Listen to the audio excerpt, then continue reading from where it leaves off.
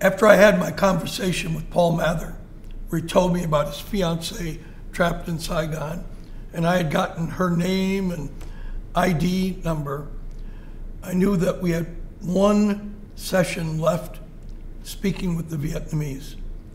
And at those sessions, there's a formal part where everyone's at the table and talking back and forth. And then, usually about halfway through, the two leaders, Ambassador Woodcock, Vice Foreign Minister Phan Hien, would go off with one interpreter, often have tea in a corner, and just speak very informally. Sometimes in those sessions, it can help set the atmosphere. They can even talk about a difficult subject. So I said, it was the one opportunity where maybe Paul Mather's fiancée could be brought up. So I've got it all, her name and everything written down. I've got the fiancée's name, ID card, her address in Ho Chi Minh City. And I've got to go and talk to Woodcock. Now, normally in the State Department, someone who's junior, you go through the more senior official and you get that person's agreement, permission to do something, to put forward, let's make an effort. So there was a much more senior American State Department officer on the trip.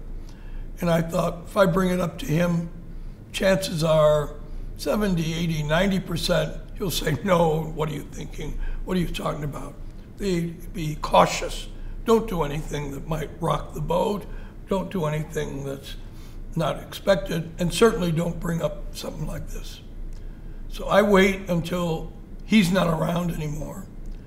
And there's no one else, and Woodcock is alone, sitting kind of in the lobby of where we were staying.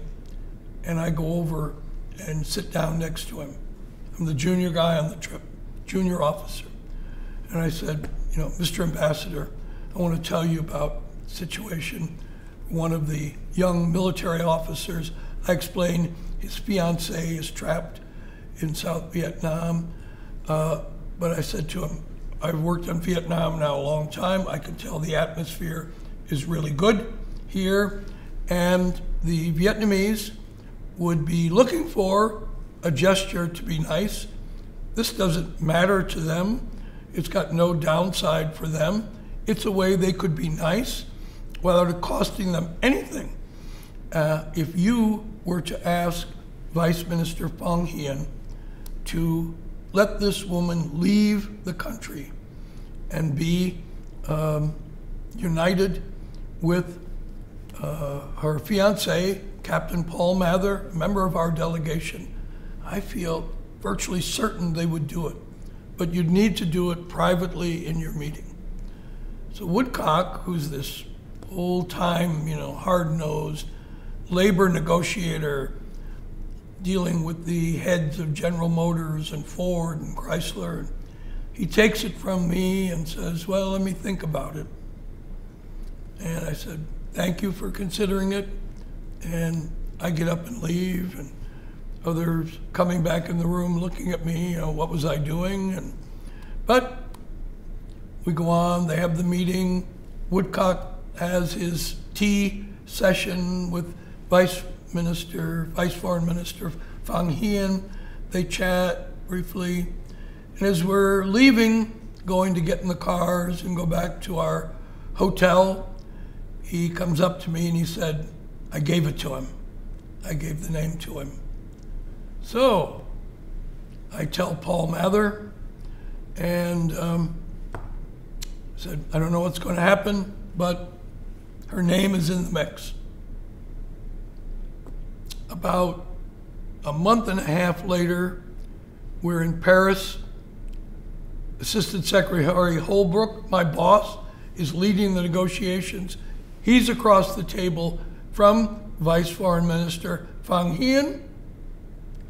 They go off in a corner and have tea and have this small conversation. And afterwards, Holbrooke comes back into the room where all of the other senior State Department officers and me are there. And he says, Phan Hien told me he had good news. And he gave me this paper with this Vietnamese woman's name on it and told me she's being released and allowed to leave Vietnam. And I didn't know what it was. I thanked him. Any of you know what it is?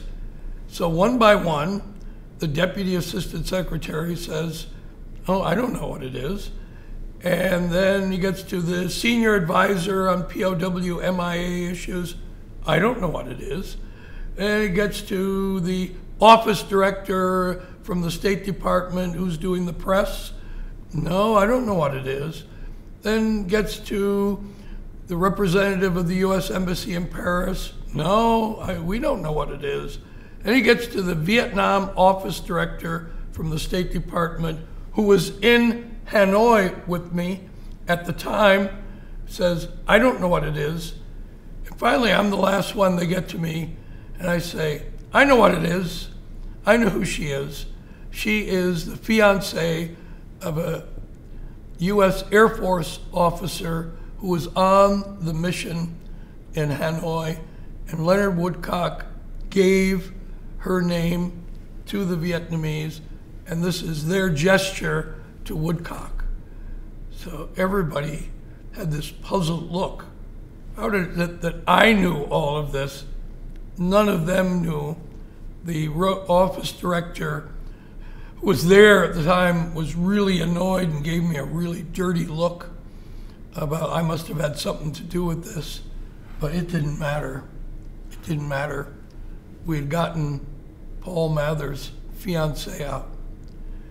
Now, when I was talking to Woodcock in Hanoi, I thought maybe I should give him Ron Humphrey's fiancée's name. And I went back and forth on that, but he wasn't on the trip. I thought it could overload the circuit and nobody would get out. And I thought we had a chance because Paul Mather was on the trip, Woodcock could make that connection. So for whatever instinct I had, it was just go with Paul Mather's fiancée's name. You know, 40 years later, I wrote an article in the Iowa State University alumni newsletter. Paul was an alumni of Iowa State. It was called A Dark Night in Hanoi, and how an action, because I have an honorary degree from Iowa State, allowed his fiancée to leave. There's a picture of them meeting in Thailand.